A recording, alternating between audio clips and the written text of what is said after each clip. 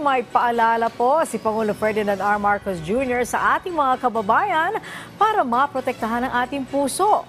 Sa ibinahaging Instagram reel ng Pangulo, binigyan din niya ang pangangalaga sa sarili ngayong Feb-ibig.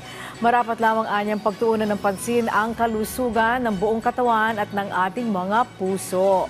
Lalo na kung single ka. At sakaling may tanong ka naman kaugnay sa iyong love life, maaari mong itanong yan mismo sa Pangulo.